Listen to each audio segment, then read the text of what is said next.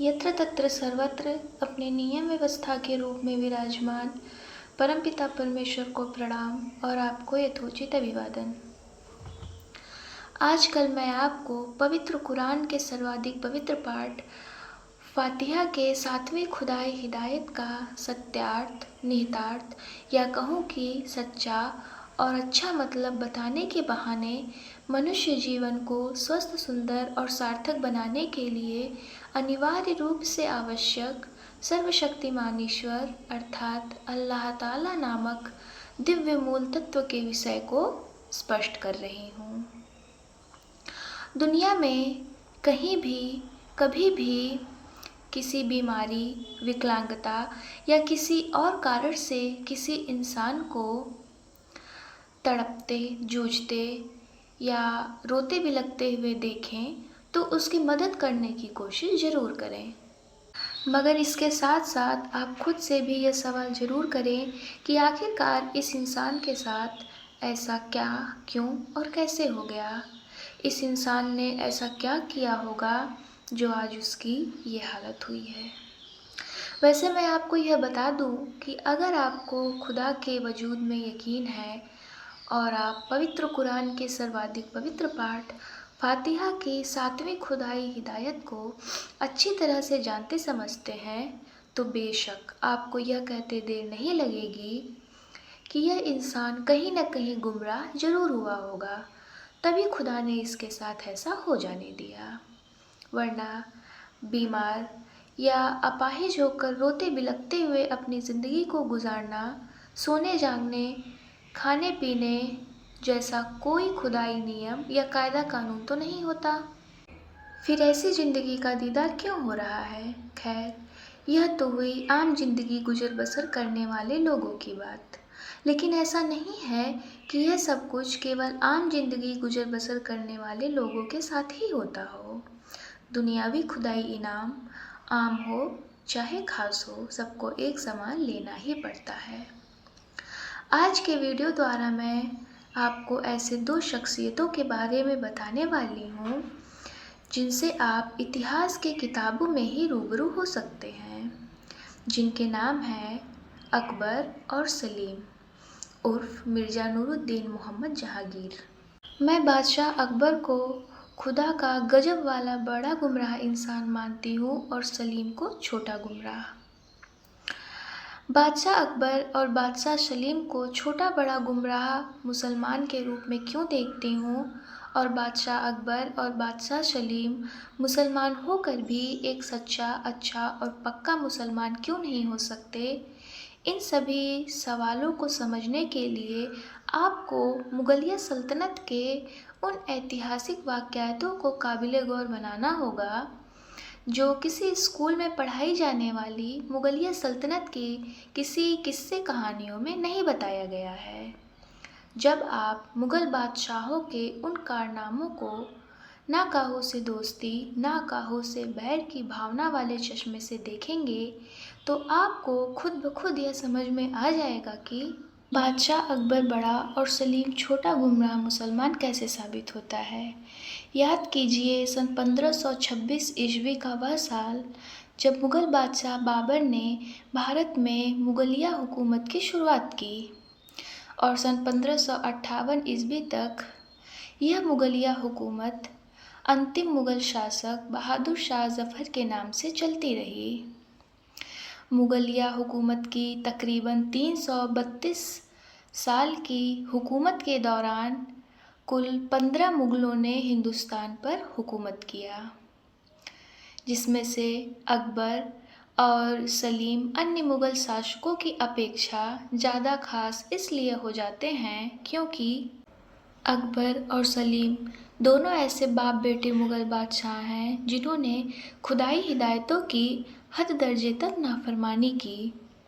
हालांकि जितने भी मुग़ल बादशाह थे सब के सब खुदा के हुक्म की नाफरमानी बखूबी करते थे, लेकिन बादशाह अकबर की तरह से छल प्रपंच करके हुकूमत किसी ने भी नहीं किया। भारत में जो लव जिहाद का खेल अपने चरम पर खेला जा रहा है उसका असली मुख्य सूत्रधार बादशाह अकबर ही हैं। बादशाह अकबर का जोधा उर्फ अर्काबाई से विवाह करना इस बात का ऐतिहासिक प्रमाण है। तकरीबन 332 साल के मुगलिया हुकूमत में हिंदू संस्कृति, सभ्यता और अस्मिता को समूल नष्ट भ्रष्ट करने की पूरी कोशिश की गई, जिसमें मुगल हुक्मरान कुछ हद तक कामयाब भी हुए। जिसमें से बादशाह अकबर एक ऐसा मुगल बादशाह हुआ जिसने हिंदू संस्कृति, सभ्यता और अस्मिता को सबसे ज़्यादा नुकसान पहुंचाया।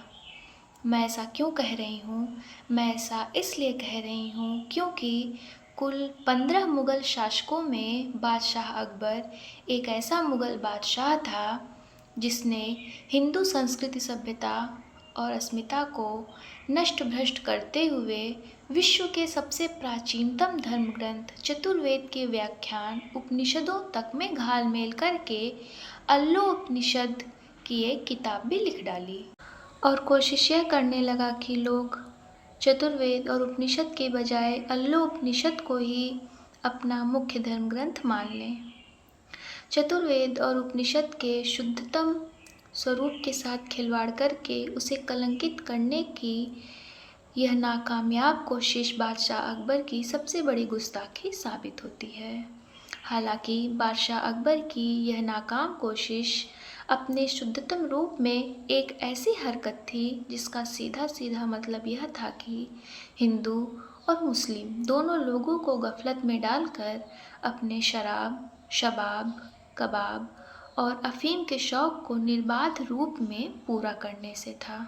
1556 ईस्वी से 1605 ईस्वी तक गफलती अंदाज में सबको बेवकूफ़ बनाकर शराब, शबाब, कबाब और अफीम का शौकीन बादशाह अकबर 3 औलाद मुराद, दानियाल और सलीम का बाप बना।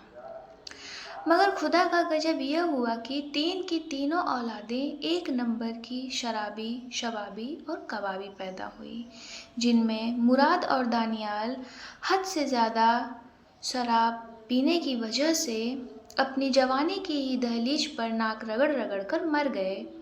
और जब सलीम ने अपने दोनों भाइयों को बहुत जल्द कब्रगाह में आराम फरमाते हुए देखा तो सबक लेते हुए सलीम ने अपने शराब, शबाब और कबाब के शौक़ में भारी कटौती कर दी, वरना सलीम तो एक दिन में 15 से 20 शाही गिलास शराब तक पी जाता था।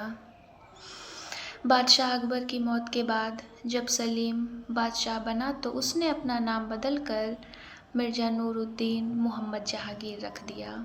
शराब, शबाब और कबाब का शौकीन सलीम का अपने नाम में मोहम्मद लगाना इस्लाम धर्म के प्रवर्तक हज़रत मोहम्मद साहब की शान में बहुत बड़ी गुस्ताखी है। बादशाह अकबर और सलीम गजब और गुमराह मुसलमान का एक बेशकीमती निहायत ख़ास मिसाल है। खुदा का गजब यह कि बादशाह अकबर सबसे बड़ा गुमराह और सलीम छोटा गुमराह, ये दोनों बाप बेटे औरों के मुकाबले खुदाई हिदायतों की तौहीन करने में इस्लाम धर्म के सबसे बड़े गुनहगार हैं। वैसे तो इस्लाम धर्म की दुनिया में यह बात बड़े ज़ोर शोर से कहते और सुने जाती है कि एक सच्चा, अच्छा और पक्का मुसलमान खुदा के सिवा किसी और चीज़ की ना तो इबादत कर सकता है न श्रद्धा कर सकता है। भारतीय राजनीति की दुनिया में राजनीति कर रहे कुछ मुस्लिम नेता इसी बात को आधार बना कर कि एक सच्चा, अच्छा और पक्का मुसलमान खुदा के सिवा किसी और चीज़ के सामने सर नहीं झुकाता है, इसके लिए उसे अपनी गर्दन भी कटानी पड़ जाए तो उसे ऐतराज़ नहीं होगा। और इसी बात के आधार पर ये लोग वंदे मातरम भारतीय राष्ट्रीय गीत इसलिए नहीं गाते हैं क्योंकि इस राष्ट्रीय गीत में भारत देश को माता मानकर उनकी पूजा उपासना अथवा वंदना करने की बात कही गई है। कहने का मतलब है कि ये तथाकथित सच्चा और पक्का मुसलमान अगर वंदे मातरम राष्ट्रीय गीत का गायन कर दे तो उनके दलील के अनुसार वो सच्चा और पक्का मुसलमान नहीं हो सकता। लेकिन ऐसे मुस्लिम नेताओं के सच्चा और पक्का मुसलमान होने की दलील को मुगलिया सल्तनत के बादशाह अकबर और सलीम सिरे से खारिज करते हैं। और बादशाह अकबर और सलीम के ज़िंदगी के ऐसे वाक़यात भी हैं जिन्हें सुनकर आपको हैरानी हो सकती है और परेशान होकर आप यह सवाल भी कर सकते हैं कि क्या बादशाह अकबर और सलीम सच्चा और पक्का मुसलमान नहीं थे। हालांकि बाबर से लेकर बहादुर शाह जफ़र तक की मुगलिया हुकूमत भारत माँ की शान शौकत, इज्जत, दौलत, शोहरत की अच्छी सेहत के लिए हद दर्जे तक नुकसानदेह ही साबित हुई थी। मगर बादशाह अकबर ने भारत माँ के चतुर्दिक स्वास्थ्य और सौंदर्य को जितना नष्ट भ्रष्ट किया, उतना किसी और मुगल हुक्मरान ने कभी नहीं किया। बादशाह अकबर मुगलिया सल्तनत का एकमात्र ऐसा हुक्मरान था जो धार्मिक पाखंड फैलाने में अव्वल दर्जे का माहिर था, जिसकी गवाही उसकी अल्लोपनिषद खुद बयान करती है। विश्व का प्राचीनतम धर्म ग्रंथ चतुर्वेद का व्याख्यान उपनिषद ग्रंथ का धार्मिक मजाक बनाने वाला छल प्रपंची, पाखंडी, शराबी, कबाबी, शबाबी और अफीमची अकबर अपनी किशोरावस्था में ही मुगलिया सल्तनत की गद्दी संभाल लिया था। मगर खुदा ने अकबर के ऊपर सबसे पहला बड़ा गजब तब बरपाया जब उसकी बेगम जुड़वा बेटों को जन्म दी। अकबर ने उन दोनों का नाम बड़ी खुशी और फ़क्र के साथ हसन और हुसैन रखा। लेकिन हसन और हुसैन बस 1 महीने तक ही जिंदा रह सके और खुदा ने अकबर को हसन और हुसैन की झलक दिखाकर अपने पास बुला लिया। अकबर के ऊपर दुखों का पहाड़ गिर पड़ा। धीरे धीरे समय बीतता रहा और एक वक्त ऐसा भी आया जब अकबर को ऐसा महसूस होने लगा कि उसकी मौत के साथ मुगलिया सल्तनत का भी अंत हो जाएगा। इस्लामिक बुद्धिजीवियों के सुझाव पर अकबर वारिस पाने की इच्छा से सलीम चिश्ती और मोइनुद्दीन चिश्ती की दरगाह पर जाकर सर झुकाया और बेटा दिलाने की फरियाद की। दोनों पीर फकीरों ने बादशाह अकबर की फरियाद सुन ली और मुराद, दानियाल और सलीम नामक उसे 3 बेटा दे दिया।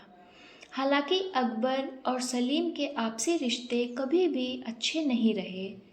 हालात यहाँ तक भी खराब हो चुके थे कि दोनों एक दूसरे को मारने मराने पर भी उतारू हो गए थे।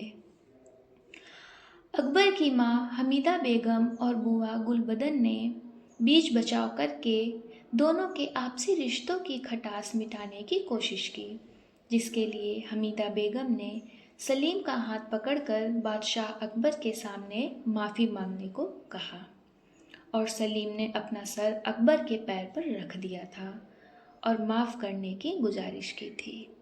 इसके अलावा सलीम अकबर के पैरों पर एक बार और सर रखा था जब महीनों से पेट दर्द और बीमार चल रहे अकबर को अपनी मौत का अंदेशा हुआ था। तब अकबर ने सलीम को बुलवाया था और सलीम अकबर के पैर पर सर रखकर दोबारा माफ़ी मांगी थी और अकबर ने माफ़ीनामा के इनाम रूप में अपनी शाही गद्दी सलीम को सौंप दी थी। अकबर की मौत के बाद पैदाइशी दमा का मरीज, शराबी, शबाबी और कबाबी सलीम अपनी क्रूरता, वहशीपना और दरिंदगी का इस्तेमाल जिस हद तक करता था, उसकी मिसाल शायद ही दुनिया में कहीं और देखने को मिलती हो। उसने अपने बेटे खुसरो की दोनों आंखें फोड़कर अंधा बना दिया था। हालांकि बाद में उसे अपने गलती का एहसास भी हुआ और उसने दवा भी कराई। मैं इन सब ऐतिहासिक वाक़यातों की बातें आपको इसलिए बता रही हूँ ताकि आपकी समझ में यह आसानी के साथ आ जाए कि खुदा के हुक्म की नाफरमानी करने वाले लोगों की ज़िंदगी को खुदा दोजख बना देते हैं। अकबर सबसे बड़ा गुमराह मुसलमान इसलिए साबित होता है क्योंकि वह पवित्र कुरान की आयतों का सच्चा और अच्छा मतलब बहुत अच्छी तरह से जानता समझता था, लेकिन शराब, कबाब, शबाब और अफीम के शौक़ के आगे उसने खुदा की एक भी नहीं सुनी, जिससे खुदा ने उसके ऊपर गजब किया। रही बात सलीम की, तो सलीम शराब, शबाब और कबाब का शौक़ मेंटेन करने में ही रात दिन मशगूल रहता था। लिहाजा उसने पवित्र कुरान की आयतों को जानने समझने की कभी कोशिश ही नहीं की। इस तरह से वह गुमराह साबित होता है। अकबर और सलीम की ज़िंदगी में इन वाक़यातों को अगर आप झूठा मान भी लें तो मान लें, कोई हर्ज नहीं है इससे। लेकिन अकबर शराबी, कबाबी और शबाबी, अफ़ीमी था, इस बात को कोई इनकार नहीं कर सकता। और सलीम भी शराबी, शबाबी और कबाबी इंसान था, इस बात से भी कोई इनकार नहीं कर सकता। और फिर तब यह सवाल खुद ब खुद आपसे रूबरू होने लगेगा कि एक अल्लाह ताला अर्थात सर्वशक्तिमान ईश्वर के धर्म ग्रंथ पवित्र कुरान और एक आखिरी पैगंबर में हद दर्जे का पार अकीदा रखने वाला कोई मुस्लिम इंसान शराबी, कबाबी, शबाबी और अफीमची वाली ज़िंदगी को तरजीह कैसे दे सकता है, और कोई शख्स शराबी, शबाबी और कबाबी होकर अपने नाम के पहले मोहम्मद लगाए तो क्या यह खुदा और पैगंबर की शान में गुस्ताखी नहीं हो जाती? इस तरह से आप यह कह सकते हैं कि बादशाह अकबर खुदा के सिवा भी किसी और चीज़ के आगे सर झुकाकर शराब वगैरह वगैरह खा पी कर ज़िंदगी जीते रहे, जिसकी वजह से खुदा ने उन दोनों को गजब का हकदार बनाकर गुमराह बना दिया। सर्वशक्तिमान ईश्वर अर्थात अल्लाह ताला विषयक कुरानी स्पष्टीक्रम में आज बस इतना ही, शेष आगामी वीडियो में। ओम शांति शांति शांति।